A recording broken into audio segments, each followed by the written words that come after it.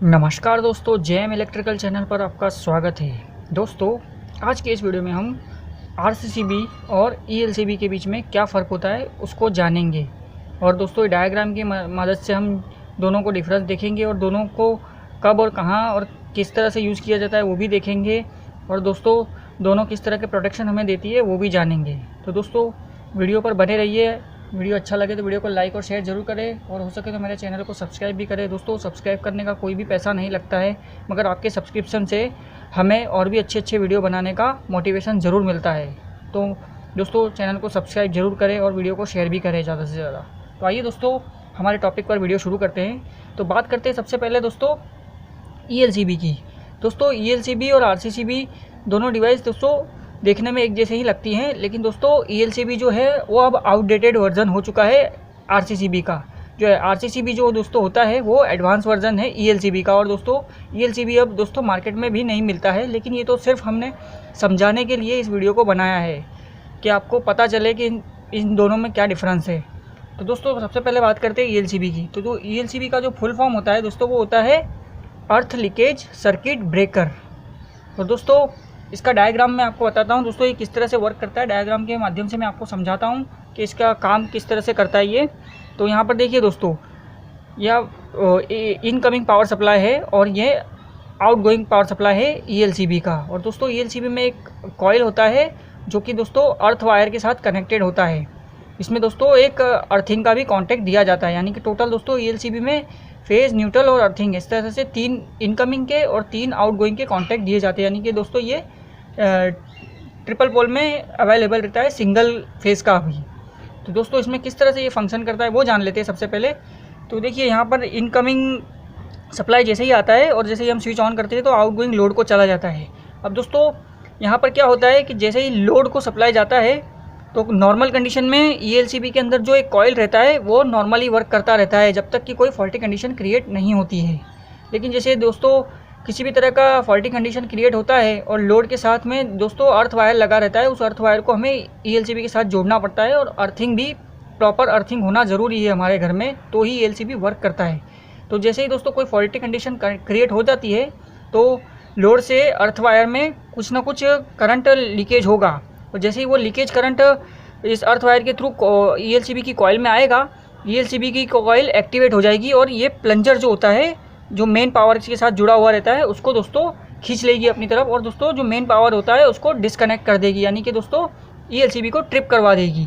लेकिन दोस्तों इसके लिए हमें घर में प्रॉपर अर्थिंग होना ज़रूरी है और ईएलसीबी के साथ भी अर्थिंग कनेक्टेड होना ज़रूरी है और लोड के साथ भी अर्थिंग वायर को कनेक्ट करना बहुत ज़रूरी है। यहाँ पर कंडीशन यही है ईएलसीबी के साथ कि अगर प्रॉपर अर्थिंग होगा तो ही ईएलसीबी वर्क करेगा। अब दोस्तों जान लेते हैं आरसीसीबी किस तरह से वर्क करता है। तो देखिए दोस्तों, यहाँ पर मैंने डायग्राम बनाया हुआ है।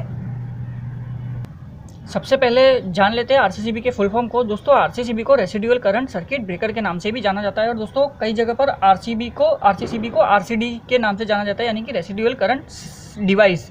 अब दोस्तों ये इसके डायग्राम पे मैं आपको समझा देता हूँ कि किस तरह से काम करता है। देखिए, यहाँ पर फेज़ और न्यूट्रल 2 इनकमिंग सप्लाई आए हैं सिंगल फेज़ के पावर में। दोस्तों यहाँ पर इसके अंदर भी कॉइल होता है एक, जिसमें दोस्तों जो एक कॉइल होता है वो फेज़ वायर के साथ में जुड़ा रहता है, एक न्यूट्रल के साथ में जुड़ा रहता है और दोनों आउटगोइंग में लोड के साथ में फेज़ और न्यूट्रल जब लग जाते हैं पावर सप्लाई, जैसे ही हम स्विच ऑन करते हैं आरसीसीबी तो लोड को प्रॉपर सप्लाई मिलने लगता है।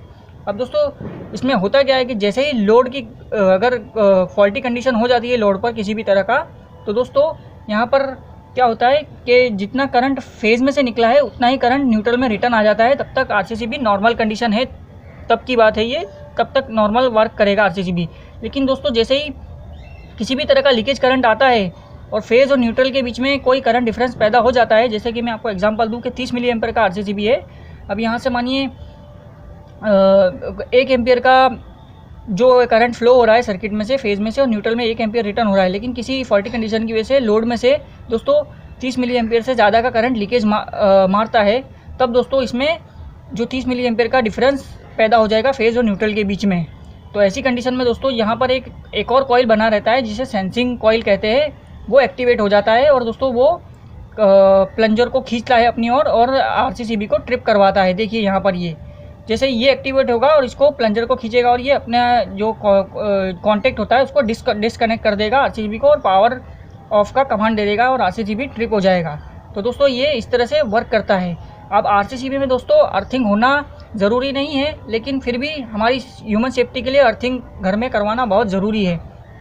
अब बात करते हैं ये टेस्ट बटन से कैसे वर्क करता है। दोस्तों टेस्ट बटन में क्या होता है कि फेज़ जो होता है वो आउटगोइंग से लिया जाता है, लेकिन न्यूट्रल को दोस्तों इनकमिंग से लिया जाता है। यानी कि दोस्तों ये एक तरह का बाईपास सर्किट हो गया। लेकिन दोस्तों उसमें क्या किया जाता है कि उसके करंट को लिमिट करने के लिए एक रेजिस्टेंस लगाया जाता है, जिसे करंट लिमिटिंग रेजिस्टर कहते हैं, और टेस्ट बटन के साथ उसको कनेक्ट किया जाता है सीरीज़ में। जैसे ही हम टेस्ट बटन दबाते हैं तो इन रेजिस्टेंस की वजह से फेज़ और न्यूट्रल में लिमिट में शॉर्ट सर्किट होता है और इस तरह से फिर वो बाईपास होने की वजह से आरसीसीबी ट्रिप हो जाता है। तो दोस्तों इस तरह से आरसीसीबी वर्क करता है। अब दोस्तों इनके बीच में क्या डिफरेंस है वो भी जान लेते हैं। तो दोस्तों इन दोनों के बीच में जो डिफरेंस है वही है, ये है कि आरसीसीबी जो है दोस्तों फेज़ और न्यूट्रल करंट के बीच में जो डिफरेंस पैदा होता है उसके प्रिंसिपल पे वर्क करता है, उसके बेसिक पे वर्क करता है। अब और जो ईएलसीबी होता है दोस्तों वो अर्थ लीकेज का जो होता है, जो अर्थिंग में करंट लीकेज जो फ्लो होता है करंट, उसके ऊपर काम करता है ये। अब दूसरा जो डिफरेंस है दोस्तों, ये आरसीसीबी जो है वो विदाउट और विद अर्थिंग दोनों पे काम कर सकता है। यानी कि अर्थिंग है तो भी ये वर्क करेगा और नहीं है तो भी ये वर्क करेगा। जबकि दोस्तों ईएलसीबी में ऐसा नहीं होता है। ईएलसीबी में कंपलसरी अर्थिंग का एक पॉइंट दिया जाता है, वहाँ पर अर्थिंग होना बहुत ज़रूरी है, लोड के लिए भी और घर में भी अर्थिंग होना और प्रॉपर अर्थ किया हुआ होना ज़रूरी है, तभी ये ईएलसीबी वर्क करता है। अब दोस्तों आखिर पॉइंट बात कर लेते हैं। ये जो आरसीसीबी है ये अर्थ लीकेज प्रोटेक्शन देता है और ह्यूमन सेफ्टी भी देता है। सेम दोस्तों ईएलसीबी भी है, वो भी अर्थ लीकेज प्रोटेक्शन देता है और ह्यूमन सेफ्टी देता है। लेकिन मैंने जैसे ही आपको बताया दोस्तों, ये वीडियो में ईएलसीबी केवल समझाने के लिए है, जो कि ईएलसीबी जो आउटडेटेड हो चुका है, मार्केट में मिलता भी नहीं है। बस ये केवल आपकी नॉलेज के लिए मैंने ये वीडियो बनाया है। तो उम्मीद करता हूँ वीडियो अच्छा लगा होगा। वीडियो पर आखिर तक बने रहने के लिए धन्यवाद।